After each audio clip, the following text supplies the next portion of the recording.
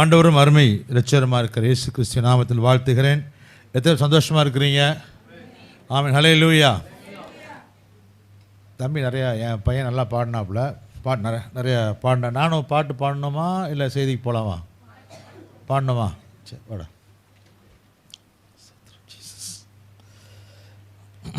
Pastor சொன்னார், நான் சொல்லிக் கொடுத்த நீங்கள் கற்றுக்கொண்ட பாட்டு தான் ஆனிவர்சரி சாங்காக வச்சுருக்கீங்கன்னு சொன்னார். ரொம்ப சந்தோஷம். என் பாட்டு கிடையாது, வெஸ்லி ஐயா அவங்க பாட்டு. பாட்டு பாடுறது யாரோ, வாய் அசைக்கிறவங்க தான் ஹீரோ. ஆமென். ஹலோ.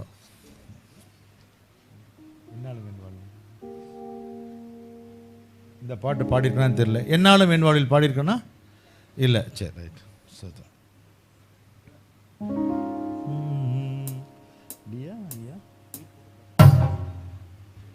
சரியா நினைக்கிறேன்.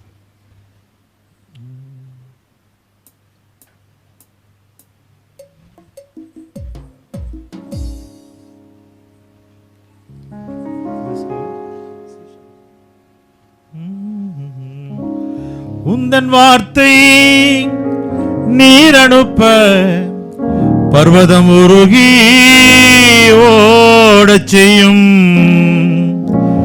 உந்தன் வல்லமை கண்மலைகளை பிளந்து நீருமாறாய் ஓடச் செய்யும். உம் கரத்தால் எதுவும் ஆகும், இதை அறிந்த உள்ளமும் பாடும். உம்மாலே ஆகாதது ஒன்றுமில்லை. உம் கரத்தால் எதுவும் ஆகும், இதை அறிந்த உள்ளமும் பாடும். உம்மாலே ஆகாதது ஒன்றுமில்லை. என்னாலும் என் வாழ்வின் ஆதாரம் நீர்தானே. உமருகில் வந்த பின்னே என் பாரம் மறந்தேனே. என்னாலும் என் வாழ்வின் ஆதாரம் நீர்தானே.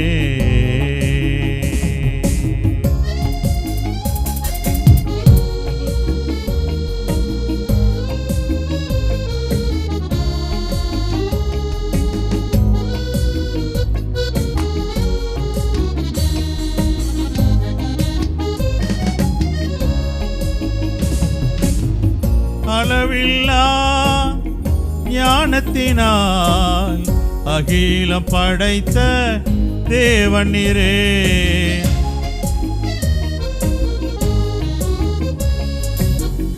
எண்ணி முடியா சுடர்களையும் பேர் சொல்லி அழைத்திடும் தேவன் நீரே.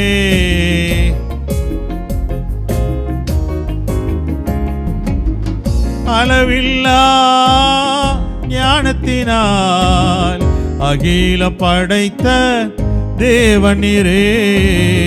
எண்ணி முடியா சுடர்களையும் பேர் சொல்லி அழைத்திடும் தேவன் நீரே. நீர் சொல்லிட எதுவும் ஆகும், நீர் கட்டளையிடவும் நிற்கும். உம்மாலே ஆகாதது ஒன்றுமில்லை. உம் கரத்தால் எதுவும் ஆகும், இதை அறிந்த உள்ளமும் பாடும். உம்மாலே ஆகாதது ஒன்றுமில்லை. தேவனால் கூடாதது ஒன்றுமில்லை. என் இயேசுவால் ஆகாதது ஒன்றுமில்லை. என் ராஜாவால் முடியாதது ஒன்றுமில்லை. என்னாலும் என் வாழ்வின் ஆதாரம் நீர்தானே. உம்மருகில் வந்த பின்னே என் பாரம் மறந்தேனே. என்னாலும் என் வாழ்வின் ஆதாரம் நீர்தானே. சங்கீதம் 121:7 இடத்துல வாசிங்க. சங்கீதம் 121:7.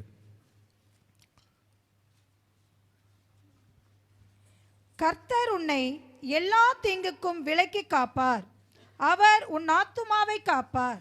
போதும். கர்த்தர் உன்னை எல்லா தீங்குக்கும் விலக்கி காப்பார். எல்லாரும் சேர்ந்து சொல்லலாம், வாசிக்கலாமா? ஸ்கிரீன்ல டிஸ்பிளே இருக்கு. கர்த்தர் உன்னை எல்லா தீங்குக்கும் விலக்கி காப்பார். கர்த்தர் உன்னை எப்போதாவது, கர்த்தர் உன்னை வாசிங்க. நான் உங்களை வாசிக்க சொன்னேன். கர்த்தர் உன்னை என்னை காவச்சு. கர்த்தர் உன்னை அவர் நினைக்கும் பொழுது எல்லா தீங்கிற்கும்.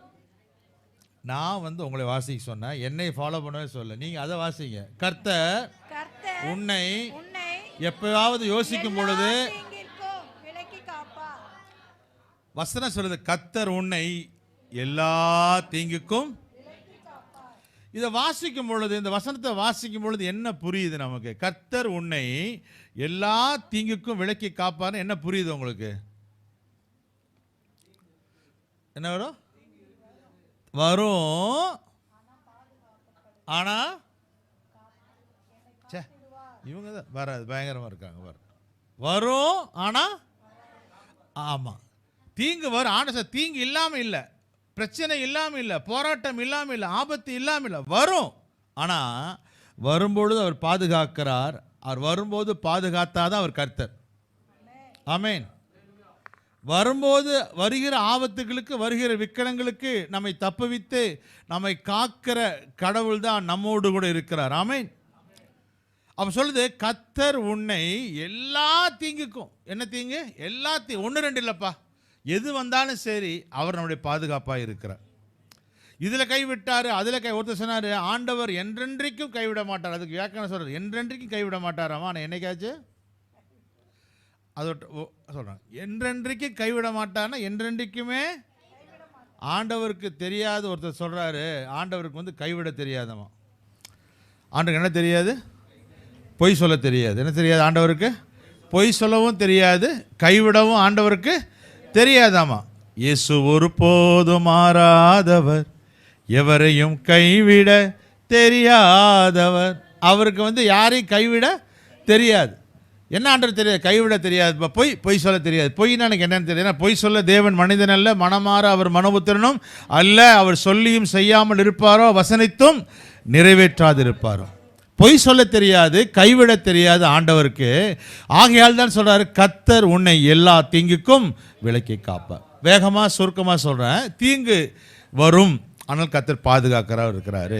தீங்கு எப்படி வரும்? நான் சொல்கிறேன், ஒரு 5 காரியங்களை ஷார்ட்டாக அவங்களை எல்லாம் தெரிஞ்ச வசனங்கள் தான். ஆனால் நீங்கள் வேதத்தை நல்லா படித்தவங்க, அறிஞ்சவங்கன்னு எண்ணி நான் பேசுகிறேன். என்னை காட்டிலும் நிறையா தெரியும், பைபிள் ஸ்காலர்ஸ் இருக்குது. ஆனால் ஜென்ரலாக காமனாக நம்ம கற்றுக்கிட்ட, வாசித்த, காலங்காலமாக கேட்கிற வசனங்களை கொண்டு சில காரணம் சொல்ல விரும்புகிறேன். பயங்கள் ஆண்டவர் தீங்குக்கு விலக்கி பாதுகாக்கும் போது எது ரூட் காஸாக இருக்குன்னா, அந்த first root cause fear is the root cause for all evil. எது ரூட் காஸாக இருக்குது? பயம். சொல்லுங்கள், என்ன ரூட் காஸாக இருக்குது? பயம். இப்போ நான் இந்த ஊருக்கு வர்றதுக்கு பல வழிகள் இருக்குது. இங்கே வரணுன்னா இந்த பக்கம் தாம்பரம் வழியாக வரலாம், இந்த பக்கம் மேடவாக்கம் வழியாக வரலாம், ஏதோ ஒரு ரூட்டில் வரலாம். அப்போ தீங்குக்கும் வருவதற்கு பலவிதமான ரூட்ஸ் இருக்குது. அதில் ஒரு ரூட் என்னென்னா பயம். சொல்லுங்க, என்னது? பயம். பக்தனாகிய யோபு சொல்லுகிறார், 3ஆம் அதிகாரம் 25ஆம் வசனத்தில், நான் பயந்த காரியம் எனக்கு நேரிட்டது, நான் அஞ்சினது எனக்கு வந்தது. வாசிங்கம்மா, நான் பயந்த காரியம் எனக்கு நேரிட்டது, நான் அஞ்சினது எனக்கு வந்தது. அப்படின்னா யோபு சொல்றாரு, நான் என்ன பயந்தனோ, என்ன அஞ்சினேனோ அது எனக்கு என்ன செஞ்சிருச்சு? எனக்கு நிறைய பேர் சொல்லுவாங்க, நெகட்டிவ் ப்ராஃபிட்ஸ் நிறைய பேர். நான் நினச்சேங்க இப்படி தான் நடக்கும்னு நினச்சேன். எப்படி நினச்சேன்? நான் நினச்ச மாதிரியே நடந்துருச்சு. நான் நினச்ச மாதிரியே. ஆனால் இவங்க நல்லது நினச்சா ஒரு நாளும், ஹலோ, ஆனால் மற்றது எல்லாம் நடக்கும். எனக்கு அன்னைக்கே தெரியும் இது ரெண்டும் உருப்படாது, அப்போயே தெரியும் அவங்களுக்கு. அவங்க கிரேட் ப்ராஃபிட்ஸ், நெகட்டிவ் ப்ராஃபிட்ஸ். ஆனால் இந்த யோபு சொல்கிறான், பயந்த காரியம் எனக்கு நேரிட்டது, நான் அஞ்சினது எனக்கு வந்தது. பயம். மனுஷனுடைய வாழ்க்கையில் அந்த பயத்துக்கு ஃபியர், FEAR. என்ன சொல்லுங்க? FEAR. அதுக்கு ஒருத்தர் இப்படி எக்ஸ்பான்ஷன் சொல்கிறாரு. என்ன சொல்கிறாருன்னா, false evidence appearing to be real. சொல்லுங்க, false evidence appearing to be real. அது இல்லை, ஆனால் பார்த்தா இருக்கிற மாதிரியே ஒரு ஃபீலிங். எப்படி? அது இருக்கிற மாதிரியே ஒரு ஃபீலிங், ஆனால் என்ன கிடையாது, அங்கே ஃபால்ஸாக இருக்குது, பொய்யா இருக்குது. ஆனால் மனசு இப்படி இருக்குமோ, இப்படி இருக்குமோ அப்படின்னு சொல்லி அது ஒரு பயத்தை உண்டாக்கக்கூடிய ஒன்றாக இருக்கிறது. இன்றைக்கு ஆண்டவர் பாருங்கள், அதனால தான் பல இடங்களில் தேவன் சொல்கிறாரு, பயப்படாத, நீ பயப்படாத, நான் உன்னோடு கூட இருக்கிறேன், திகையாதே, கலங்காதே, பயப்படாதே, நான் உன் தேவன், நான் உன்னை விட்டு விலகுவதுமில்லை, உன்னை கைவிடுவதும் இல்லை. நம்மை ஆறுதல் படுத்தி, தேர்தல் படுத்தி, பலப்படுத்தி கர்த்தர் சொல்லிக்கொண்டே இருக்கிறார். Fear not, for I am with thee. இந்த உலகத்தின் முடிவு பரியந்தம் சகல நாட்களில் நான் உங்களோடு கூட இருக்கிறேன். பறவைகளை பார்த்து, ஆகையால் நீங்கள் பயப்படாதிருங்கள், ஆகாயத்து பறவைகளை பார்க்கலும் நீங்கள் விசேஷித்தவர்கள். பயப்படாத பயப்படாத பயப்படாதன்னு கர்த்தர் சொல்றார். ஏன் பயப்படாதனா, இதெல்லாம் ஃபால்ஸ் எவிடன்ஸ்ப்பா. இருக்கிற மாதிரி இருக்கும், பயமாக இருக்கும், சுனாமி வர மாதிரி இருக்கும், காற்றடிக்கிற மாதிரி இருக்கும், புயல் அடிக்கிற மாதிரி இருக்கும், வியாதி வர மாதிரி இருக்கும், வீங்கிற மாதிரி இருக்கும், கட்டியமாக இருக்கும், எல்லாம் இருக்கும். ஆனால் இதை நம்பாதே. இதை மேற்கொள்ளக்கூடிய ஒரு தெய்வம், ஒரு கடவுள், ஒரு கர்த்தர், உன்னோடு கூட நான் இருக்கின்ற வாக்கு பண்ணின தேவன் நம்மோடு கூட இருக்கிறார். அவர் சொல்லுகிறார், பயப்படாதே, நான் உன்னை மீட்டுக்கொண்டேன். இந்த பயம் ஒரு மனிதனுடைய வாழ்க்கையிலே அவனுடைய சந்தோஷத்தையும் அவனுடைய சமாதானத்தையும் அவனுடைய மகிழ்ச்சியும் என்ன செய்யுதுன்னா எடுத்து போடுது. பயம் உள்ளுக்குள்ள இருக்கிற கொஞ்ச நஞ்சு சந்தோஷத்தையும் கொஞ்ச நஞ்சு சமாதானத்தையும் கொஞ்ச நஞ்ச மகிழ்ச்சியும் இந்த பயம் அற்றுப்போக வைக்குது. என்ன பண்ணுது? அற்றுப்போக வைக்குது. யார் பயப்படுறா அப்படின்னா, யார் பாவம் செய்கிறார்களோ அவர்கள் பயப்படுறார்கள். ஃபஸ்ட்டு வேதாகமத்தில் பயந்து ஒளிந்த மனிதன் தேவனுக்கு விரோதமாய் கீழ்ப்படியாதனாலே சொல்லி, நான் என்ன பண்ணுறேன் அப்படின்னு சொல்லி கேட்டேன்னா, நான் தேவனுக்கு பயந்து என்னது ஆண்டவர் கேட்குற, அப்பா சாப்பிடக்கூடாதுன்னு சொன்ன கனியை என்ன செஞ்சாயா? சாப்பிட்டாயா? ஆண்டவர் கேட்குறார். ஆக்சுவலாக வந்து பார்த்தீங்கன்னா, ஆதாமே நீ எங்கே இருக்கிறாய்? ஆனால் ஆக்சுவல் மொழியாக்கத்தில் ஹீப்ரா இதில் வந்து ஆண்டவர் கேட்டது வந்து எங்கே இருக்கிறேன்னு கேட்கலையாமா. ஆடம் ஹவ் ஆர் யூ என்ன கேட்டாராமா? எப்படிப்பா இருக்கிற அப்படின்னு தான் கேட்டார். அதாவது விசாரிக்கிறார். ஆண்டவர் வந்து விசாரிக்க, ஹவ் ஆர் யூ, எப்படி இருக்கிற? நம்மளை சில கேட்பாங்க, எப்படி நீங்கள் இருக்கிறீங்க? அது எங்கே கேட்குறீங்க? என்னது? ஏன்டா கேட்டவனுக்கே இருக்கும். ஆண்டவர் கேட்குறார், எப்படி ஹவ் ஆர் யூ, அப்படி எப்படிப்பா இருக்கிற? நலம் விசாரிக்க வந்த தேவன் நலம் விசாரிக்கிற ஆதாமை சொல்கிறார், நான் பயந்து என்ன செய்கிறேன்? நான் பயந்து. பாவம் செய்கிறவன், கீழ்ப்படியாதவன் தேவனுக்கும் உலகத்திற்கும் பிசாசுக்கும் பயப்படுகிறான். எதுக்கு பயப்படுறாங்கன்னா, எவன் ஒருத்தன் ஏமாத்துறானோ அவனுக்கு பயம் தொடரும். சொல்கிறான், ஒருவனும் தொடராதிருந்து துன்மார்க்கன் ஓடி போகிறான். எப்படியாமா? ஒருவனும் தொடராதிருந்து துன்மார்க்கன் ஓடிப்பார். யாருமே தொடர வேண்டாமாமா. எவன் பாவம் செய்கிறானோ, எவன் ஏமாத்துறானோ அவனை யாரும் தொடராமல் ஓடுவான். நான் சின்ன வயசில் இருக்கும்போது எங்கள் பாஸ்டர் ஒரு கதை சொன்னார். ஒருத்தர் வந்து வீட்டில் வந்து படுத்திருக்கும் போது யாருக்கும் தெரியாமல் நைட் ஷோ போகணுன்னு சொல்லிட்டு யார் தான் கதை நைஸாக பூட்டிட்டு சாவி எடுத்துகிட்டு போயிட்டார். சினிமா பார்த்துட்டு நைட்டு வரார், 12:30 மணிக்கு வரார். யாருமே இருட்டு. வரும்போது சல் சத்தம் கேட்குது. என்ன கேட்குது? இந்த இப்போ கேட்குது பார்த்தீங்களா? அது மாதிரி என்ன கேட்குது? அந்த சல் சத்தம் கேட்டோன்னே இவன் நினச்சிட்டா அந்த பேய் படம் பார்த்துட்டு வந்துருப்பார்னு நினைக்கிறேன். வேகமாக நடக்கிறாரு. வேகமாக நடக்கும்போது மறுபடியும் சல் சத்தம் ஜாஸ்தி ஆகிட்டு போகுது. நடக்க சத்தம் ஜாஸ்தி ஆகிட்டு போகுது. ஓடி வந்து வீட்டில் வந்தான். வீட்டில் வந்து கதை திறக்கலாம் விட்டா பாக்கெட்டில் சாவி. என்னது? அவர் சாவி எப்படி சத்தம் போட்டது? ஒருவனும் தொடராதிருந்தும் துன்மார்க்கன் ஓடி போகிறான். அப்போ ஆண்டவருக்கு பயப்படாமல், வீட்டுக்கு பயப்படாமல், பெற்றோருக்கு கீழ்ப்படியாமல் அப்படி இருக்கிற பயம் ஒரு மனிதனை துரத்துக்குது. நிறைய வேளையில் பார்த்தீங்கன்னா, யாருக்கு பயப்படணுமோ அவங்களுக்கு பயப்படாதவன் யாருக்கு பயப்பட வேண்டாமோ அவங்களுக்கு பயப்படுவான். நான் சொல்கிறது எத்தனை பேர் புரியுன்னு தெரியலை, நான் எக்ஸ்பிளைன் பண்ணுறேன். யாருக்கு பயப்பட வேண்டுமோ அவங்களுக்கு பயப்படாதவன் யாருக்கு பயப்பட வேண்டாமோ அவங்களுக்கு. இப்படி கவனிங்க, ஒரு கம்பெனியில் வேலை செய்கிறாங்க. மேனேஜர் பாஸுக்கு வந்து ஏமாற்றிட்டு வெளியே போயிட்டான். எங்கே போயிட்டான்? வெளியே கட்டடிச்சிட்டு போயிட்டான், எங்கோ போயிட்டான். திரும்பி உள்ளே வரணும்.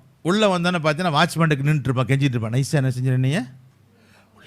அட்டனன்ஸ் என்ன பண்ண, அந்த மார்க் என்ன? யாருக்கு பயந்துருக்கணும்? வாட்ச்மேனுக்கு பயப்படுவாங்களா? அவனுக்கு பயப்படும். அங்கே பயப்பட வேண்டிய பயம் அங்கே பயப்படாதனால என்ன பண்ணுறான்? இங்கே அங்கே பயந்து, ஐயோ என் பாஸ், என் முதலாளி, எங்கள் அப்பா, எங்கள் அம்மா, என்னோடய தகப்பன், பாஸ், இவங்களுக்கு நான் கீழ்ப்படி இருந்தேன்னா, நீ பயப்பட வேண்டிய இடத்தில் பயந்தால் நீ பயப்பட அவசியமற்ற இடத்தில் பயப்பட வேண்டிய அவசியம் இல்லை. எங்கே பயப்படணும்? அந்த பயப்படுற வேர்டு இன்னொரு அர்த்தம் என்னன்னா, கிவிங் ரெவரன்ஸ் டு காட். இது ஆண்டவரை கனப்படுத்துவது. Reverence, honouring. அப்படின்னா நம்முடைய வாழ்க்கையில் தேவ பயம், தேவ பக்தி, கடவுளுடைய பக்தி, கடவுளுக்கென்ற பயம் இருக்கும் பொழுது நம்முடைய வாழ்க்கையில் எல்லா தீங்கு கர்த்தர் விலக்கி காக்கிறவரா இருக்கிறார். ஆண்டவருக்கு பயப்படுறேன், எனக்கு எந்த தீங்கும் என்னை அணுகுவது இல்லை. I honour God, the reverence. How do you revere God? ஆண்டவரை நீ கனப்படுத்தும் பொழுது, ஆண்டவருக்கு பயப்படும் பொழுது எந்த தீங்கும் உன்னை அணுகுவது இல்லை. எல்லா தீங்கு வரலாம், எல்லா சூழ்நிலை வரலாம். ஃபஸ்ட்டு அந்த பயத்திலிருந்து தேவன் நமக்கு விடுதலை கொடுக்கிற ஆண்டவராய் இருக்கிறார். அந்த பயத்திலிருந்து கர்த்தர் பாதுகாப்பு கொடுக்கிற ஆண்டவராய் அவர் இருக்கிறார். ரெண்டாவது தீங்கு எதில் வருதுன்னு பார்த்தீங்கன்னா, குடும்பத்தின் ஊடாக, ஃபேமிலி, த்ரூ ஃபேமிலி சோர்சஸ். வாசிங்க, 2 வசனம் வாசிங்க. மீகா 7ஆம் அதிகாரம் 6ஆம் வசனம், சாரி மத்தேயு 10:36 வாசிங்க. First Matthew chapter 10 verse 36. ஒரு மனுஷனுக்கு சத்துருக்கள் அவன் வீட்டாரே. இருங்க, போதும். ரொம்ப சந்தோஷமா இருக்கிற மாதிரி இருக்கு அந்த வசனத்தை கேட்டோன்னு. நீங்கள் ப்ராஃபட்டிக்கலாக இருக்குது. நம்ம வாழ்க்கையை சொல்கிற மறுபடியும் வாசிங்க. ஒருவனுடைய ஒரு மனுஷனுக்கு சத்துருக்கள் அவன் வீட்டாரே. இயேசுவே சொல்லியிருக்காரு. யார் சொன்ன வார்த்தை இது? அன்னைக்கே சொன்னல, கணவன்கிட்ட சொல்லுவாங்க பற்றி. அன்னைக்கே சொன்ன, நம்ம வீட்டில் தாங்க பிரச்சனை. எங்கே தான் பிரச்சனை? பைபிள் வசனமே சொல்லியிருக்கு, இயேசுவே சொல்லியிருக்கு. ஆண்டவர் எதிர்த்து ரெஃபர் பண்ணுறாரு அப்படின்னா, மீகா 7:6 சொல்கிறாரு, ஒரு மனுஷனுடைய வீட்டாரே சத்துருவாய் இருக்கிறாங்க. தகப்பனுக்கு விரோதமாய், தாய்க்கு விரோதமாய், மாமிக்கு விரோதமாய், ஒருத்தருக்கு ஒருத்தர் விரோதமாய். இது எதுக்காக ஆண்டவர் கோட் பண்ணுறாரு அப்படின்னா, லிட்ரலாக it doesn't mean their enemies. ஆண்டவர் சொல்கிறார், ஏசு ஒரு குடும்பத்தில் ஒருத்தர் ரசிக்கப்பட்டுட்டானா, ஒருத்தர் ரசிக்கப்படாமல் இருக்கும் பொழுது ரசிக்கப்பட்டவனுக்கும் ஆண்டவரை ஏற்றுக்கொண்டவனுக்கும் ஏற்றுக்கொள்ளாதவருக்கு உண்டாகிற பிரிவினை தான் கர்த்தர் என்ன செய்கிறாரு, மீன் பண்ணுறாரு. இவங்க ரசிக்கப்பட்டிருப்பாங்க, இவங்க ரசிக்கப்படாமல் இருப்பாங்க, அப்போ அங்கே கொஞ்சம் டிஸ்பியூட்ஸ் இருக்கும். அதை தான் மீன் பண்ணுறாரு. சத்துரு கர்த்தரை ஏற்றுக்கொண்டது நிமித்தம் சில சத்தியத்தை சொன்னதுனால சத்துரு. பவுல் சொல்றாரு, சத்தியத்தை சொன்னதினால நான் உங்களுக்கு சத்துரு. If you speak for truth, you will become enemy. If you love Jesus, people will become enemy. வசனம் அப்படிதான் சொல்லுது. ஆண்டவருக்காக வைராக்கியம் பாராட்டும் பொழுது, குடும்பத்தில் பிரித்தெடுக்கும் பொழுது, தேவனுக்காக தனியாய் நிற்கும் பொழுது வீட்டார் சத்துருவாய் மாறுகிறார்கள். இன்னொரு வசனம் சொல்லுது, சத்துருவாய் மாறுறவங்கள ரொம்ப நல்லவங்க யாருன்னு சொல்லி பார்த்தீங்கன்னா ரொம்ப பிடிச்சி. மீகா 4:7 வாசிங்க பார்க்கலாம். யாருங்க ரொம்ப நல்லவங்க அப்படின்னா, நல்லவன் நொண்டியானவளை மீதியான ஜனமாகவும் தூரமாய் தள்ளுண்டு போனவளை பலத்த ஜாதியாகவும் வைப்பேன். அவர்கள் பேரில் கர்த்தர் சீயோன் பர்வதத்திலே இது முதல். மீகா 4:7 வாசிங்க.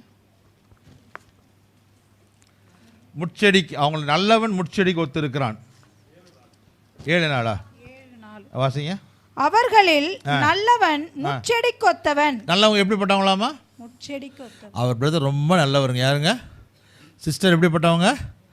நல்லவங்க எப்படி இருக்கிறாங்களாமா? முட்செடிக்கு ஒத்தவன். முட்செடி நல்லா சாஃப்டாக இருக்கணும், அவங்க படுத்தவங்க நல்லா இருக்கணும், அப்படிதானே? ரொம்ப நல்லவங்க யாருங்க? ராஜாமணி பாஸ்டரோட அவர் ஒரு காரியம் சொன்னார் ரொம்ப நாளைக்கு முன்னாடி. ஒரு வீட்டில் 10 பிள்ளைகளாம், ஒரு வீட்டில் 10 பசங்க. ஒருத்தர் வந்து கண்டது, 10 பிள்ளைகள் யாருங்க ரொம்ப நல்லவங்க? அப்படியா? அவங்க அப்பா சொன்னார், கொஞ்சம் இருங்க பார்த்து சொல்கிறேன், 10ல் யாருன்னு காட்டுறேன்னு சொல்லிட்டு வெளியே வாங்க வாங்க வாங்க அப்படின்னு பாரு, அந்த நல்ல பையனை காட்டுறேன். யாருன்னு அந்த 10வது பையன் இருக்கான் பார்த்தீங்களா? எங்கே? அந்த அடுத்தவங்க வீட்டு மேலே கொல்லி வச்சுருக்கான் பார்த்தீங்களா? அடுத்தவங்க கூரைக்கு கொல்லி வைக்கிறவன் தான் யார்? ரொம்ப நல்லவன். அப்போ மற்ற 9 பேர் எப்படி இருப்பான்னு யோசிச்சு பாருங்க. அந்த முட்செடிகள் ஒத்தவன், முட்செடியை போல் இருக்கிறவன் தான் எப்படியாமா? ரொம்ப நல்லவனாமா. அப்போ சத்துருக்கு எப்படி இருக்கிறான்? முட்செடி போல் குத்துறவர்கள், பியர்ஸ் பண்ணுறவங்க, நம்மளை ஹர்ட் பண்ணுறவங்க, அம்புகள், எய்கர் அம்புகளை விடுற. அதான் வாய் இருக்குது பார்த்தீங்களா? அந்த அம்பு, நாவு வந்து ஒரு அம்பு, அது குத்துது. வார்த்தையினாலே கொள்ளுகிற சில மனிதர்கள் இருப்பாங்க. சொல்கிறாரு, வீட்டார் உன் சத்துரு, அது ரொம்ப நல்லவன் எப்படி இருப்பான்? முட்செடியை போல் இருக்கிறான். இப்போ சிலர் நம்மளை போக் பண்ணுவாங்க, சிலர் ஹர்ட் பண்ணுவாங்க, ஃபேமிலியில் அப்படி இருப்பாங்க. யோசேப்புடைய வாழ்க்கையில் தீமை வந்தது. அவனை குத்தக்கூடிய அளவிற்கு, வேதனைப்படுத்தக்கூடிய அளவிற்கு, அவன் ட்ரெஸ் எல்லாம் கழட்டி போட்டு அவமானப்படுத்தக்கூடிய அளவிற்கு வேதனை வந்தது. ஆனால் ஆதியாகமம் 50:20 பக்தனாகிய யோசேப்பு சொல்கிறாரு, நீங்களோ எனக்கு தீமை செய்ய நினைத்தீர்கள். வாசிங்க, ஆதியாகமம் 50:20 வாசிங்க. நீங்கள் எனக்கு தீமை செய்ய நினைத்தீர்கள். நீங்கள் எனக்கு தீமை செய்ய நினைத்தீர்கள். தேவனோ இப்பொழுது நடந்து வருகிறபடியே வெகு ஜனங்களை உயிரோடு காக்கும்படிக்கு அதை நன்மையாக முடிய பண்ணினார். தீமையை தேவன் நன்மையாய் மாற்றுகிறார், தீங்கை தேவன் நன்மையாய் மாற்றுகிறார். யோசேப்பு நினைச்சு பார்க்கல. தரிசனங்களுக்கும் கண்ட காரியங்களுக்கும் வாக்குத்தத்தங்களுக்கும் தீர்க்க தரிசனங்களுக்கும் விரோதமாய் சூழ்நிலைகளும் சம்பவங்களும் நடந்து கொண்டே இருக்குது. சொல்லப்பட்ட கேட்கப்பட்ட வார்த்தைகளுக்கு விரோதமாய் டைரக்ட் ஆப்போசிட்டாக நடக்குது. சொல்றார், சிங்காசனத்தில் உட்கார்ந்து இருக்கிற மாதிரி கனவு, ஆனால் கிடக்கிறது எங்க இருந்தாங்க? இங்கே இருக்கிறாரு, ஆனால் ஆசை இருக்கு. தாசில் பண்ண அதிர்ஷ்டம் இருக்காமா? டேஷ் மேய்க்க. அது என்னன்னு யோசிச்சு பார்த்துக்கோங்க. இவர் நினைச்சது என்னன்னா, கனவு என்னன்னா, சூரியன் சந்திரம் தலை கொண்டு வணங்கும், நட்சத்திரங்கள் எல்லாம் தலை கொண்டு வணங்கும். இப்போ இவர் நட்சத்திரத்தை பார்க்கணும், இவர் குழியிலேருந்து எங்கே எப்படி தான் பார்க்கணும்? அண்ணாந்து பார்க்கணும். அப்போ கேட்கப்பட்ட காரியத்துக்கும் நடந்த வார்த்தைகளுக்கும் தீர்க்கதரிசனுக்கும் சம்பந்தமே இல்லை. ஆனால் அந்த குழியிலிருந்து தேவன் யோசேப்பை உயர்த்தினார். ஒரு காரியம் சொல்கிறேன் பாருங்க, தீர்க்கதரிசனத்துக்கு விரோதமாய் உங்கள் வாழ்க்கையில் காரியம் நடக்கும் பொழுது உங்கள் வாழ்க்கையில் உங்களுடைய மதிப்பு கூட்டுதல், you are getting added values. சொல்லுங்கள், ஆடட் வேல்யூஸ். நான் ஒன்று கேட்குறேன், புரிகிற மாதிரி சொல்கிறேன் பாருங்க. யோசேப்பு அவன் வஸ்திரத்தெல்லாம் உரிந்து விட்டு குழியில் போட்டாங்க பார்த்தீங்களா? குழியில் போடப்பட்ட பொழுது அவனுக்கு என்ன மதிப்பு இருந்துச்சு? எத்தனை பைசா அவனுக்கு வேல்யூக்கு உள்ள தூக்கி போட்டாங்க? உள்ளே போடும்போது நான் கேட்குறேன், என்னது உள்ளே போடும்போது எனக்கு என்ன கிடையாது? No value. உள்ள குழிக்குள்ளே கிடக்கும்போது நோ வேல்யூ. இதோட முடிஞ்சா செத்தான் அப்படின்னு தான் இருந்துச்சு, ஒரு வேல்யூவும் கிடையாது. குழியிலிருந்து வெளியே வந்தான்ல, என்ன வேல்யூ இருந்துச்சு? எத்தனை காசுக்கு விற்றாங்க? சொல்லுங்கம்மா, எத்தனை காசுக்கு விற்றாங்க? குழியிலிருந்து போயிட்டு குழியிலிருந்து வெளியே வரும்போது எப்படி? 20 வெள்ளி காசு. உள்ளே போயிட்டு மேலே வரும்போது 20 வெள்ளி காசு என்ன ஆயிடுச்சு? ஜாஸ்தி ஆயிடுச்சு. சிறைச்சாலைக்கு உள்ளே போகும்பொழுது கைதியாக உள்ளே போகிறான், உள்ளே போயிட்டு வெளியே வரும்போது அதிபதியாக கர்த்தர் என்ன செய்கிறாரு? உயர்த்துறார். இப்போ நான் கேட்குறேன், எத்தனை பேருக்கு மதிப்பு கூடுதல் ஜாஸ்தியான? இன்றைக்கி இருக்கிற வேல்யூவோட என்னோடய வேல்யூ ஜாஸ்தி ஆகணும், இன்றைக்கி நினைக்கிற நிலைமையோட என் நிலைமை ஜாஸ்தி ஆகணும்னு சொல்கிறவங்க மாத்திரம் ஆமேன்னு சொல்லுங்கள். அப்போ குளிக்க போகிறதுக்கு ரெடியாக இருங்க. ஹலோ, உள்ளே போனால் தான் என்ன செய்ய முடியும்? நீங்கள் மேலே வர முடியும். உள்ள விதையை கூட, ஒரு விதை முளைத்து எழுமணும்னா உள்ளுக்குள்ளே போனால் தான் அது என்னாகும்? அது முளைத்து என்ன செய்யுது? மேலே வருது. யோசேப்போட வாழ்க்கையில் குழிக்குள்ளே போயிட்டு வெளியே வரும் பொழுது அவனோட மதிப்பை கர்த்தர் என்ன செஞ்சார்? கூட்டுகிறவராக இருந்தார், உயர்த்துகிறவராக இருந்தார். அப்படின்னா நம்மளோட வாழ்க்கையில், மனுஷருடைய வாழ்க்கையில் எந்தெந்த பிரச்சனைகள் உங்களுக்கு கீழே தள்ளுதோ, கீழே கொண்டு போய் முடிஞ்சிரும், இதோட முடிஞ்சதுன்னு வாய்ப்பில் நினைத்து தள்ளக்கூடிய அந்த குழியிலிருந்து ஆண்டவர் உயர்த்துகிறவராக இருக்கிறார். ஒன்று, உயர்த்தும் பொழுது உங்கள் மதிப்பு கூடுறதா இருக்குது. இரண்டாவது, எந்த சகோதரர் உள்ள தள்ளினானோ அவனே தான் கையை நீட்டி தூக்கி விட்டான். ஹலோ, அப்படிதானே? உங்களை யார் குடியில் தள்ளுறாங்களோ அவங்களே கையை நீட்டி, அவங்களே உங்களை உயர்த்தி, அவங்களே உங்களை நல்ல விலைக்கு விற்றுருவாங்க. ஆமேன், ஆமேன், அல்லேலூயா. எவன் நமக்கு தீங்கு செய்த சொல்ற, நீங்களோ எனக்கு தீங்கு செய்ய நினைத்தீர்கள், ஆனால் தேவனோ வெகு ஜனங்களுக்கு ஜீவரட்சணையும் பண்ணும்படிக்கு, காப்பாற்றும்படிக்கு, போஷிக்கும்படிக்கு, அநேகருக்கு சாப்பாடு கொடுக்கும்படிக்கு, அநேகருடைய பசியை ஆற்றும்படிக்கு. ஹலோ, சாப்பாடு கொண்டு வந்தவனை விரட்டுற குடும்பம் ஒரு குடும்பம். அது சாப்பாடு கொண்டு வந்தவனை, ஆமாம், அண்ணனை பார்க்குறது சாப்பாடு கொண்டுறான். ஒரு ராஜா அண்ணனை பார்க்கறதுக்கு வெண்ணெய் கட்டி சீஸ் கேக்கு எல்லாம் கொண்டாடுறான். அவனை கேட்குறான், எங்கடா வந்து தாவீதை பார்த்து கேட்குறாங்க. மந்தியில் இருக்கிற கொஞ்சம் ஆட்டை விட்டுட்டு வந்து என்ன துணிகரம், என்ன தைரியம்? விசாரிக்க வந்த தம்பியை விரட்டுற ஜனம் தான் சொந்தம். ஹலோ, வீட்டார் சத்துருவாக மாறுறாங்க. ஆனால் அந்த வீட்டார், அந்த குடும்பத்தார் மத்தியிலே தேவன் யோசேப்பை உயர்த்தினார். மோசே தீர்க்கதரிசனம் சொல்கிறாரு, யோசேப்பின் சிரசின் மேல் எழுந்தருடைய தயை உங்கள் மேல் இருப்பதாக. யோசேப்பின் ஆசீர்வாதம் உங்களுக்கு உண்டாவதாக. வாழ்க்கையில் எப்போதும் பார்த்தீங்கன்னா கீழே போய் மேலே வரும்பொழுது தான் ஒரு உயர்வை, ஒரு ஸ்டெபிலிட்டியை, ஒரு ஸ்டாண்டர்டை, ஒரு கன்சிஸ்டன்சியை பார்க்குறோம். இசிஜியில் பார்த்தீங்கன்னா இசிஜி வந்து எப்படி போயிட்டுருக்கோம்? இசிஜி எப்படி போயிட்டுருக்கோம்? வேவ்ஸு மேலேயும் என்னங்க மேலே கீழே மேலே கீழே மேலே கீழே போயிட்டு இருக்குங்களே, ஸ்ட்ரைட்டாக போனால் நல்லாயிருக்கும். எப்படி? ஹலோ, ஸ்ட்ரைட்டாக எப்போ பார்த்தாலும் மேலேங்கிலே வந்து நேராக போனால் டைரக்ட் ஃப்ளைட் நேராக போச்சு, என்னாச்சு? முடிஞ்சிச்சு. அப்போ அந்த மானிட்டர் இப்போ மேலே கீழே போனால் ஈஸி சொல்லுது இல்லைங்க, ஒர்க் பண்ணிருக்குங்க, ஹார்ட் ஒர்க் பண்ணிருக்குங்க, சீராகிட்டு இருக்குங்க, சீராக ஓடுது. நம்ம நினைக்கிறோம் என்னங்க எப்போ பார்த்தாலும் பிரச்சனையை போராட்டம் மேலே எங்கேயும் ஓடிட்டே இருக்குது அப்படின்னு. இல்லை, அப்போ தான் லைவ்லியாக இருக்கோம், நம்ம ஹெல்த்தியாக இருக்கோம், நம்ம ஆக்டிவாக இருக்கிறோம் அப்படின்றது. இந்த சூஷி ஃபிஷ் வந்து அது வந்து இந்த ஜாப்பனீஸ் அவங்களோட உணவில் அந்த பச்சை மீன் அது வந்து ரொம்ப நல்லா இருக்குமாமா. நம்மளுக்கு தெரியல, நான் படித்ததை சொல்கிறேன். அப்போ அதை ஒரு நாட்டிலேருந்து அடுத்த நாட்டுக்கு அனுப்பணும் அப்படின்னு சொன்னால் இவங்க ஃப்ரீஸ் பண்ணி அனுப்புனா சொன்னால் அந்த டேஸ்ட் இல்லை, ரிஜெக்ட் பண்ணுறாங்க கம்பெனிக்காரன். சரி என்ன பண்ணலாம், சரி லைவில் அப்படியே பிடிச்சி தண்ணியில் வச்சு அனுப்புகிறாங்க. அப்படி சொன்னால் அந்த மாதிரி இல்லைங்க, கடலில் பிடிச்சி சாப்பிட்ற மாதிரி இல்லைங்க அப்படின்றாங்க. என்ன தான் பண்ணுறது? அப்போ ஒரு தடவை சொல்கிறான், சரி நான் சொன்ன ஐடியா பண்ணுறேன், அடுத்த தடவை இந்த மீன் வந்து நல்லா உங்களுக்கு ஃப்ரெஷ்ஷாக கிடைக்கிற மாதிரி நாங்கள் பண்ணுறோம் அப்படின்னு சொல்லிட்டு அனுப்புகிறாங்க. அப்போ பசங்க இந்த தடவை மீன் நல்லா இருந்துச்சுங்க, ஃபஸ்ட் டைம் அனுப்பிச்சதெல்லாம் எங்களுக்கு சரியாக இல்லை, அந்த ஃப்ரோசன் இது வந்து நல்லா இல்லை, அடுத்த தடவை தண்ணியில் வச்சு உயிரோடு அனுப்பிச்சு நல்லா இல்லை, இந்த தடவை இந்த மீன் ரொம்ப ஃப்ரெஷ்ஷாக இருந்துச்சு, அந்த பிளட் இதெல்லாம் நல்லா இருந்துச்சு, என்ன பண்ணீங்கன்னு சொல்லிக்கிறேன். ஒன்றும் இல்லைங்க, எல்லா மீனையும் போட்டு ஒரு சுறா மீன் தூக்கி உள்ளே போட்டோம். என்ன போட்டோம் நாங்கள்? ஒரு சுறா மீனையும் தூக்கி என்ன பண்ணிட்டோம்? ஷார்க்கையும் தூக்கி தொட்டிக்குள்ளே போட்டோம். இந்த ஷார்க் என்ன பண்ணுது அப்படின்னா இந்த மீனை வந்து கொல்றதுக்கு திருப்ப சுற்றி வேட்டையாடுறதுக்கு போகுது. இப்போ உயிர் பிழைக்கணும், உயிருக்கு ஓடணும்னு சொல்லிட்டு இந்த உள்ளே இருக்கிற மீன் வேகமாக நீந்துறதுனால அந்த பிளட் எப்போது ஹாட்டாக இருக்குது, பிளட் ஆக்டிவாக இருக்குது, ரொம்ப ரொம்ப ஃப்ரெஷ்ஷாக இருக்குது, வெளியே வந்துச்சு, ரொம்ப டேஸ்ட்டாக இருந்துச்சு. ஷார்க்கு துரத்தும் பொழுது ஃபிஷ்ஷோட ரேட்டும் ஜாஸ்தி, அதோட டேஸ்ட்டும் ஜாஸ்தி. உங்களைய ஷார்க்கு துரத்துச்சுன்னா, பிசாசு துரத்துச்சுன்னா உங்கள் ரேட்டும் கூடும், உங்கள் டேஸ்ட்டும் கூடும். ஆமென். அப்போ அதான் சார், சோதனைகளை சகிக்கிற மனுஷன் பாக்கியவான். நீதிமானுக்கு வரும் துன்பங்கள் அநேகமாக கர்த்தர் அவனை எல்லாவற்றிலிருந்து அவன் என்ன செய்வார்? அவனை விடுதலையாக்குவார். நம்ம வாழ்க்கையில் இந்த பிரச்சனைகள் குடும்பத்தின் மூலம், ஒன்று பயத்தின் மூலமாய் வருகிற பிரச்சனைகள், ரெண்டாவது குடும்பத்தின் மூலமாய் உண்டாகிற பிரச்சனைகள், அந்த குடும்பத்திலிருந்து தேவன் நம்மை விடுதலையாக்கி பாதுகாக்கிற ஆண்டவராக இருக்கிறார். மூன்றாவது வேலை செய்ய, ரொம்ப வேகமாக போகிறேன், வேலை ஸ்தலத்தில் உண்டாகிற பிரச்சனை. எங்க? வேலை ஸ்தலத்தில். தானியேல், தேவனுடைய மனுஷனாகிய தானியேல், அவன் தன்னுடைய வேலையில் ரொம்ப ஜாக்கிரதையாக, எப்படி ஜாக்கிரதையாக இருக்கிறாரு? வேலையில் ஜாக்கிரதையாக இருக்கிற ரீசன் என்னென்னா, Daniel was a prayerful person. எப்படிப்பட்ட மனிதன்? அவர் ஜெபிக்கிற மனிதனாய் அவர் காணப்பட்டார். ராஜா தானியேலை உயர்த்தி வச்சிருக்கார். தானியேலை எப்படி பண்ணியிருக்கார்? ராஜா உயர்த்தி வச்சிருக்கார். வாசிங்கள் பார்க்கலாம். தானியேல் 6ஆம் அதிகாரம் வாசிங்க, 3-4 வாசிங்க. தானியேல் 3-4 வாசிங்க.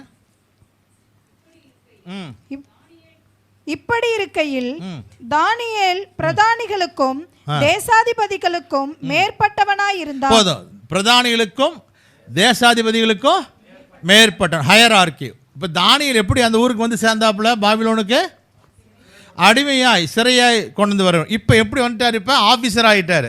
இப்போ உயர்ந்த பதவி வந்தோடனே, சாதாரணமாக வந்த ஆளுக்கு உயர்வு கிடைச்சோடனே தானியேலுக்கு அங்கே இருந்தவங்க அவன் மீது பொறாமைப்பட்டார். என்ன பண்ணாங்க? அவங்க பொறாமைப்பட்டார்கள். வாசிங்க அப்புறம். தானியேலுக்குள் விசேஷித்த ஆவி இருந்தமையால் அவனை ராஜ்யம் முழுமைக்கும் அதிகாரியாக ஏற்படுத்த ராஜா நினைத்தான். சரிம்மா, 11 வாசிச்சிருங்க. அப்பொழுது அந்த மனுஷர் கூட்டம் கூடி என்ன கொண்டாங்க? கூட்டம் கூடி. எப்படி? கூட்டம் கூடி தானியேல் தன் தேவனுக்கு முன்பாக ஜெபம் பண்ணி விண்ணப்பம் செய்கிறதை கண்டார்கள்.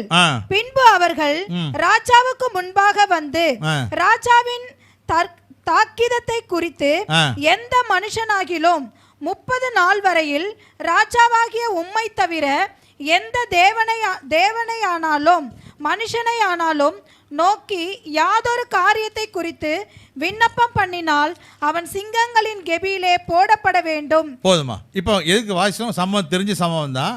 தானியேலை உயர்த்திட்டாங்க. ராஜாட்ட போய் சொல்கிறாங்க, ராஜாவே நீங்கள் வந்து உங்களை தான் வணங்கணும், உங்களை தான் ஆராதிக்கணும். அப்படி என்ன செய்யுங்க, ஒரு சட்டத்தை போடுங்க. இது இந்த ராஜாவும் மங்குலி அமைச்சர் என்ன பண்ணிட்டாரு, சைனை போட்டு விட்டார். எதுக்கு கையெழுத்து போட்டான்னு தெரியாது. ஆமாம், எப்படி சைன் பண்ண என்ன போட்டு விட்டாப்புல. தானியேலை குற்றம் கண்டுபிடிக்கக்கூடிய முகாந்தரத்தை தேடினாங்க. என்ன தேடினாங்களாமா? முகாந்தரத்தை, ஃபைண்டிங் எ சான்ஸ். என்ன எப்படி குற்றப்படுத்தலாம். இப்போ 11 வசனம் கண்டுபிடிச்சிட்டாங்க. தானியேலை குற்றப்படுத்தினாங்க. தானியேல்கிட்ட என்ன குற்றம் கண்டுபிடிச்சாங்க அப்படின்னா, தானியேல் ஆஃபீஸ்க்கு லேட்டாக வராரு. எப்படி சொல்லுங்கம்மா? தானியேல் டைப்பிஸ்ட் நின்று பேசிகிட்டு இருக்கிறாரு. தானியேல் பர்ச்சேஸில் வந்து கமிஷன் அடிக்கிறாரு. என்ன இப்போ என்ன என்ன என்ன குற்றம் கண்டுபிடிச்சாங்க? என்ன பண்ணுறாரு? இப்போ நம்மளே குற்றம் கண்டுபிடிச்சாங்கன்னா, ஹலோ, தானியேல்கிட்ட குற்றம் கண்டுபிடிக்கிறான், முகாந்திரம் கண்டுபிடிக்கிறான். என்ன குற்றம் கண்டுபிடிக்கிறான் அப்படின்னா, ஜப விஷயத்தில் என்ன பண்ணுறான் அவன்? குற்றம் கண்டுபிடிக்கிறான். வேறு எதுலேயும் குற்றம் கண்டுபிடிக்க முடியல. இப்போ நம்ம கிறிஸ்தவத்தை மக்களுக்கு, கிறிஸ்தவங்களுக்கு விரோதமாக எழுகிற குற்றம் என்னன்னு பார்த்தீங்கன்னா, ரொம்ப சவுண்டாக இருக்குங்க. எப்படி இருக்குங்க? சத்தம் மற்ற சத்தம் போடுறதே இல்லையா? நான் கேட்குறேன். நான் பஸ்ஸு சத்தம் அப்படி இருக்குது, ஆணு பஸ்ஸு ஹானு, ஆட்டோ சத்தம், கார் ஹானு, அத்தனையும் சேர்த்து ரோட்டில் அடிக்கிறான். ஓகே, அது சத்தமாக இல்லை. சர்ச்சில் பாடுறது, ஆராதிக்கிறது தான். ஏதாவது ஒரு குற்றம் என்ன செய்யணும்? கண்டுபிடிக்கணும். ஆனால் சத்தத்தினால அவனுக்கு பிரச்சனை கிடையாது. இந்த சத்தம் பரலோகத்தின் சத்தமாக இருக்கிறதுனால பிசாசுக்கு பொறுக்கலை. இந்த ஆராதனையோட வைப்ரேஷன், இந்த ஆராதனை உண்டாகிற மகிமையை தாங்க முடியாதனால தான் அவங்க அவன் வந்து எல்லா மாதம் அந்தந்த இந்த பண்டிகை அந்த பண்டிகை மைக்கை வச்சு கத்துறான். அந்த சத்தம்லாம் டிஸ்டர்பன்ஸ் இல்லை. ஹார்ட்டே நிற்கிறது போல் இருக்குதாம்மா. இங்கே பாடுறது, ஆராதிக்கிறது, ஹார்ட்டு நிற்கிறது. ஹார்ட் என்ன செய்யணும்? செக் பண்ண. என்ன பண்ண? உன் ஹார்ட்டை செக் பண்ண. கடவுளை நீ என்ன செய்ய? நீ தேடு. இல்லைன்னா நீ எங்கே இருப்பா அப்படின்னா, இப்போ கடவுளை தேடலைன்னா you will be in ICU, intensive cardiac unit. கடவுளை தேட வேண்டிய நேரத்தில் தேடலைன்னா கடவுள் பார்த்து சொல்லுவார், ICU இருக்கும் பொழுது, ICU என்ன சொல்லுவார்?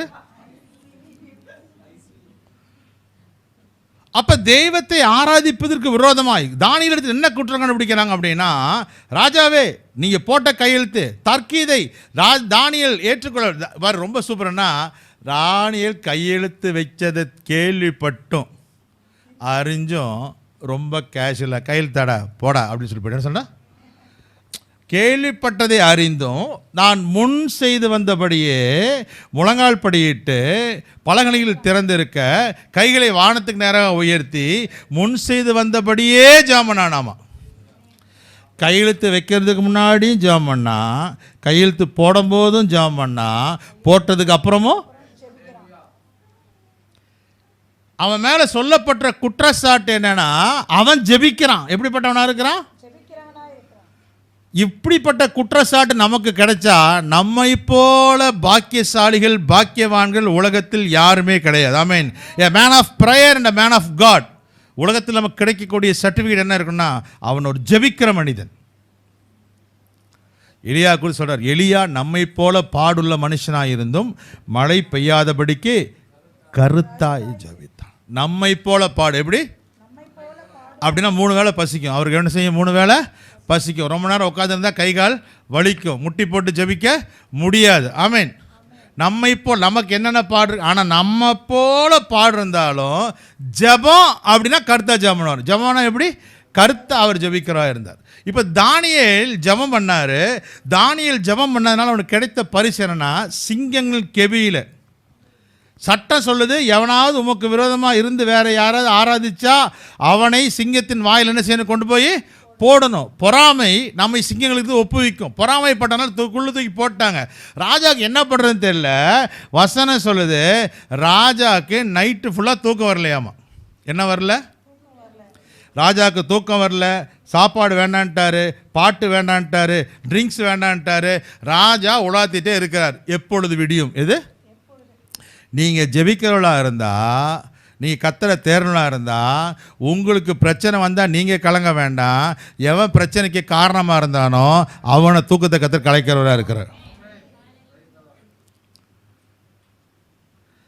எப்பெல்லாம் தூக்கம் கலையுதோ, எப்பெல்லாம் கனவு காண்றானோ நம்மை கெடுக்கிறவன், அப்பெல்லாம் நமக்கு உயர்வு. பார்வோன் கனவு கண்டான், யோசேப்புக்கு உயர்வு.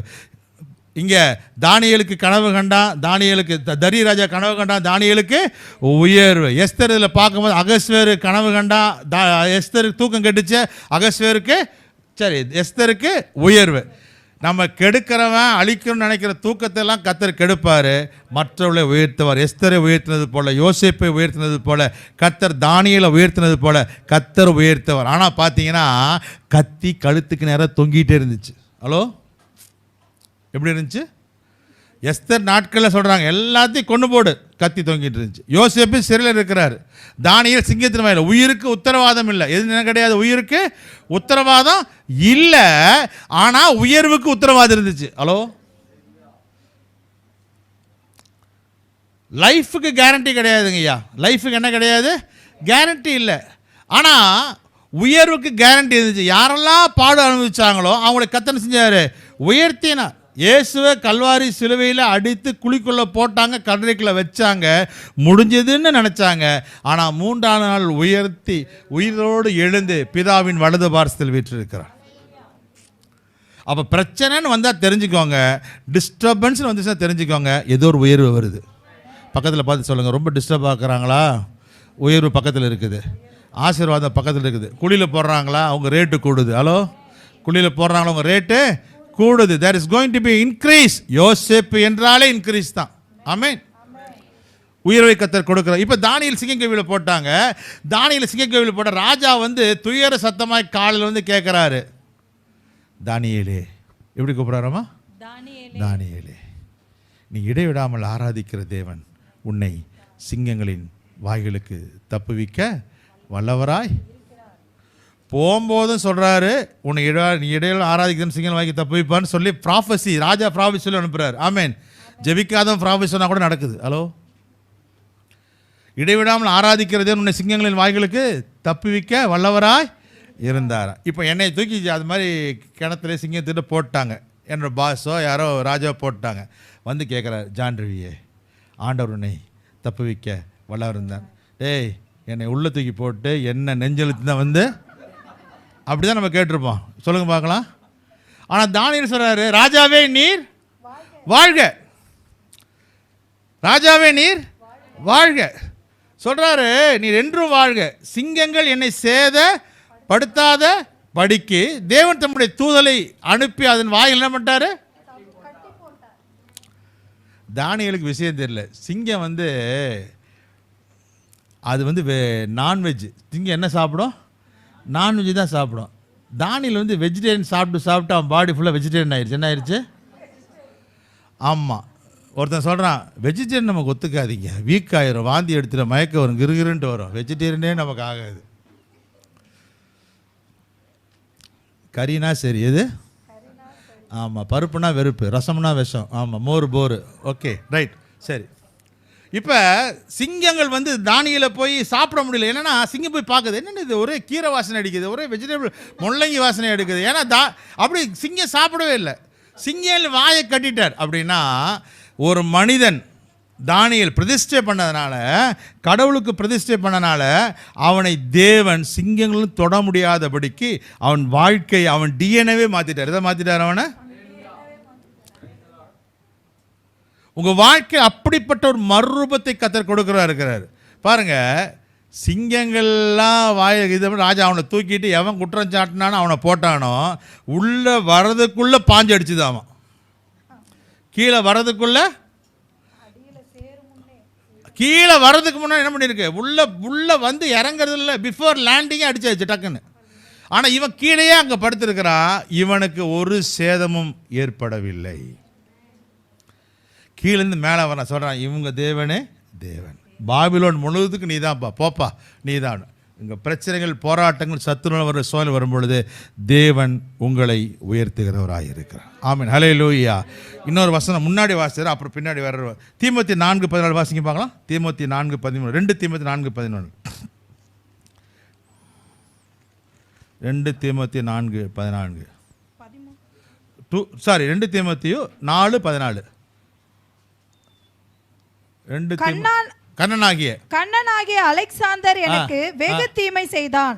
அவனுடைய செய்கைக்கு தக்கதாக கர்த்தர் அவனுக்கு பதில் அளிப்பாராக. கண்ணனாகிய அலெக்சாந்தர் அப்படின்னா காப்பர் ஸ்மித். பவுலுடைய வாழ்க்கையில் அவனோட ஊழியத்தில் அவனுக்கு யாரோ டிஸ்டர்பன்ஸ் பண்ணுறாங்க. சொல்கிறார், இவன் ஒரு காப்பர் ஸ்மித், இவன் ஒரு சாதாரண ஆள், இவன் வந்து ரொம்ப டிஸ்டர்ப் பண்ணாம்பா, ஆனால் நான் வந்து அவனுக்கு டிஸ்டர்ப் பண்ண மாட்டேன். கர்த்தர் வாசிங்க, அவனுடைய செய்கை தக்கதாக கர்த்தர் அவனுக்கு பதிலளிப்பாராக. மினிஸ்ட்ரியில் ஊழியத்தில் விரோதமாக சில ஆட்கள் எழும்பலாம், உன்னோட ஸ்பிரிச்சுவல் லைஃபுக்கு விரோதமாக எழும்பலாம். சொல்ற கண்ணனாகிய அலெக்சாந்தர் இவன் வந்து எனக்கு பயங்கர டிஸ்டர்பன்ஸ். யோபு சொல்கிறார் ஒரு இடத்துல, இவனெல்லாம் என் நாய் கூண்டோடு வைக்க மாட்டேன், இவனெல்லாம் பேசுகிறான், அவன் தான் பேசுவான், அப்போ தான் உனக்கு உரைக்கும். ஹலோ, அவன் பேசினாதான் நமக்கு உரைக்கும். ஆனால் யோபு சொல், இவன்லாம் பேசுகிறான், இவன்லாம் என் வீட்டு நாய் கூண்டில் கூட என்ன செய்ய மாட்டேன், நான் வைக்க மாட்டேன், அவன்லாம் என்னை குறித்து பரியாசம் பண்ணுறான். அவன் பரியாசம் பண்ணாதான் புத்தி வரும் நமக்கு. நம்முடைய வாழ்க்கையில் நம்ம யோசிப்போம், இவங்களா அவங்களை கொண்டு சில காரியம். கண்ணனாகிய அலெக்சாந்தர் வெகு தீங்கு செய்தான் சொல்கிறான், கர்த்தர் அவன் செய்த தீங்குக்கு சரியாக பதிலளிக்கிற ஆண்டவராக இருக்கிறார். உங்கள் வாழ்க்கையில் யார் விரோதமாக, ஊழியத்துக்கு விரோதமாக, கர்த்தருடைய ராஜ்யத்துக்கு விரோதமாக, தேவனுடைய ராஜ்யத்துக்கு விரோதமாக உங்களுக்கு விரோதமாக எழும்புகிறாங்களோ அவர்களை நம்ம பார்க்க வேண்டாம், கர்த்தர் பார்த்து கொள்வார். ஆமேன். நான் அடிக்கடி சொல்கிறது உண்டு, ஆபிரகாமோட வாழ்க்கையில் ஆபிரகாம் வந்து ஈசாக்கை பலியிடும்போது அந்த ஈசாக்கை பலியிட்டு எடுத்துட்டு வராங்க, பலியிடாமல் ஆட்டை எல்லாம் பண்ணி சொல்கிறாங்க, யெகோவா ஈரே, என்னது கர்த்தர் பார்த்து, நான் சொல்லுவேன் கர்த்தர் பார்த்து கொள்வார். எது ஒன்றும் புரியல உங்களுக்கு? பார்த்து தான் கொண்டார், அப்படி தானே? ஈசாக்கை கொல்லணும், அவனை கொன்றாதப்பா, ஆட்டை பார்த்து என்ன பண்ணார், கொள்வார். கர்த்தர் பார்த்து கொள்வார். அப்போ பதில் அளிக்கிற ஆண்டவர் சொல்கிறார், பதில் நான் கொடுப்பேன். எப்படின்னா, நான் வந்து அவனுக்கு விரோதம் செஞ்சுட்டானா நீ கவலைப்படாத, நீ தீங்கு செஞ்சிடாத, தீமைக்கு பதிலாக தேவன் என்ன செய்வார், பதில் கொடுக்குற ஆண்டவர். நல்லா தெரிஞ்சுக்கோங்க. ஏன் ஆண்டவர் சொல்கிறாரு பழி வாங்குதல் எனக்குரியது, நானே பதில் செய்வேன், நீங்கள் சும்மா ஏன் சொல்கிறாருன்னா, எப்போ நம்ம ஒருத்தருக்கு விரோதமாக நமக்கு தீங்கு செய்கிற விரோதமாய் நம்ம பழி வாங்கணும்னு நினைக்கிறோமோ, நல்லா புரிஞ்சுக்கோங்க, ஆண்டவர் பதில் செய்யணும்னு சொல்லியிருக்காரு. யார் செஞ்சுருக்காரு சொல்லியிருக்காரு? இப்போ ஆண்டவர் பதிலளிப்புன்னு சொல்லும் பொழுது நம்ம பதில் கொடுத்தா நம்ம என்ன வாங்குறோம் சொல்லுங்கப்பா, என்ன வாங்குறோம்? சொல்கிறாரு ஆண்டவர், சொல்கிறாரு, நான் சொல்கிறேன், நான் தாங்க அப்பா, நான் வந்து ஃபீஸ் கட்டிடுறேன் அப்படின்னு சொல்லி நான் ஃபீஸ் கட்டுறேன். அப்படி நான் கட்டணும்னு நினைக்கும் இன்னொருத்தர் வந்து கட்டினான்னு என்ன ஆகும்? பிரச்சனை வரும், டவுட் வரும். என்ன வரும்? நீ யார் என் பையனுக்கு கட்டுறதுக்கு? இப்போ சொல்கிறாரு ஆண்டவர், நான் பதில் செய்வேன், நீ என்ன செய்யாது. அப்போ ஆண்டவர் செய்கிற இடத்துல வந்து நம்ம போய் செஞ்சோம், நம்ம என்னவாயிரும்? ஆண்டவரை. நல்லா கவனிங்க, வசனம் சொல்லுது, என்னுடைய கணத்தை நான் ஒருவருக்கும் கூட. இப்போ you taking the place of God. ஆண்டவருடைய ஸ்தானத்தை நீங்கள் எடுத்தீங்கன்னா நீங்கள் ஸ்தானத்தை ஆண்டவராக நீங்கள் மாறிடுறீங்க. அப்போ ஆண்டவராக மாறின்னு சொல்கிறார், என் இடத்துக்கு வந்து எட்டி உதைப்பேன். லூசிஃபர் மேலே வரணும்னு நினச்சான், மேலே கூட வரல, வானத்துக்கு ஏறுவேன் அப்படின்னு நினச்சதுக்கே எட்டி கீழே வச்சிட்டார். ஹலோ, நினச்சதுக்கே ஏன்னா என்ன ஆயிருக்கு யோசிச்சு பாருங்களேன். இறுதியில் நினைத்தாயோ நீ அகால பாதளத்துக்கு போட்ட. அப்போ மனசில் நினச்சதுக்கே அப்படின்னா, அப்போ தேவனுக்கு விரோதமாய் ஆண்டவர் சொல்ல நானே பதில் செய்யணும்னு நினைக்கும் பொழுது நம்ம பதில் செய்யணும். பார்த்துரும், ரெண்டில் ஒன்று பார்க்காம விடக்கூடாது, பார்த்துடலான்னு நினச்சோம்னா நினைத்து கொள்ளுங்கள், அகால பாதாளம் நமக்கு ரெடியாக இருக்குது. எப்படி இருக்குது? இன்னொன்று, ஏன் ஆண்டவர் பதில் அளிக்கிறோன்னு சொல்கிறோம் அப்படின்னா, நமக்கு ஒழுங்காக பழி வாங்க தெரியாது. ஹலோ, புரியுதா நான் சொல்கிறது? அவர் செய்கிறது போல் பழி வாங்க முடியாது.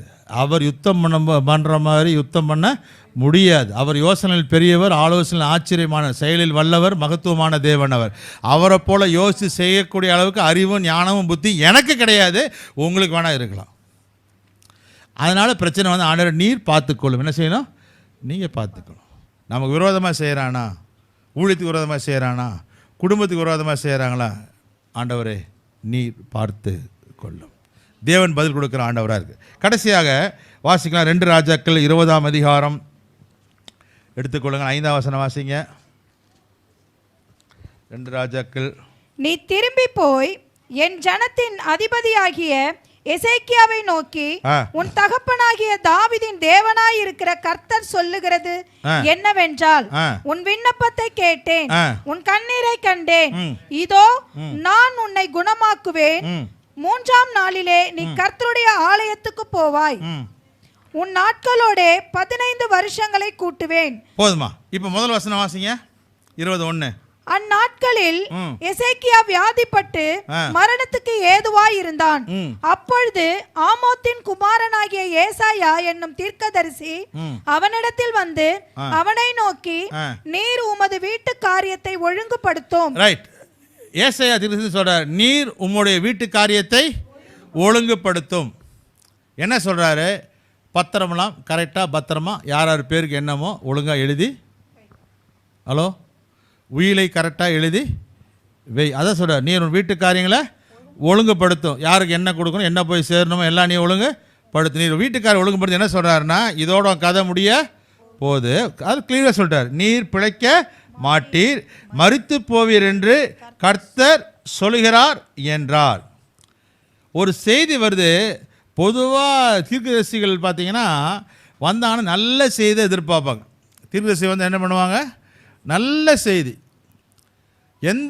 நம்ம போய் நிறைய வேலையில் தலை கொடுக்கும்போது என்ன நம்ம எதிர்பார்ப்போம்? கர்த்தர் உன்னை உயர்த்துவார், உன்னை வாழாக்காமல் தலையாக்குவார், நீ அநேக ஜாதியில் கடன் கொடுப்பாய், நீயும் கடன் வாங்கலை. தலையை கை வைக்கும்போது, அம்மா இன்னும் 6 நாள் தான் கதை முடிஞ்சிடும் அப்படின்னா ஒருத்தனும் கிட்ட வர மாட்டான். பைபிளில் பார்த்தீங்கன்னா பெரிய தீர்க்கதரிசிலாம் பார்த்தீங்கன்னா அப்படி தான். எலியா வந்து பெரிய நல்ல தீர்க்கதரிசி கிடையாது. மழை வராதுன்னு சொல்கிறான் நல்ல தீர்க்கதரிசியா? மழை வரும், உயர்வு வரும், சும்மா உட்காந்து பெட்டியில் பணம் வரும் அப்படின்னா தான் அவர் பெரிய தீர்க்கதரிசி. ஆனால் எலியா சொல்கிறாரு மழை பெய்யாது. ஆனால் எலியா பெரிய தீர்க்கதரிசி.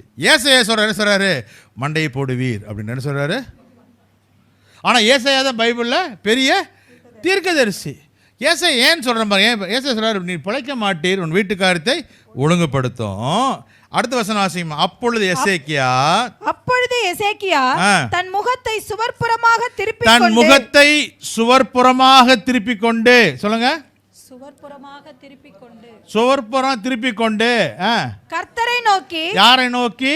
கர்த்தரை நோக்கி. நல்லா கவனிங்களேன். இப்போ இப்படி பார்த்துட்டு இருக்கிறார். இப்போ இதுதான் ஆடியன்ஸ், இதுதான் மக்கள், இதெல்லாம் எல்லாம் இருக்கிறாங்க.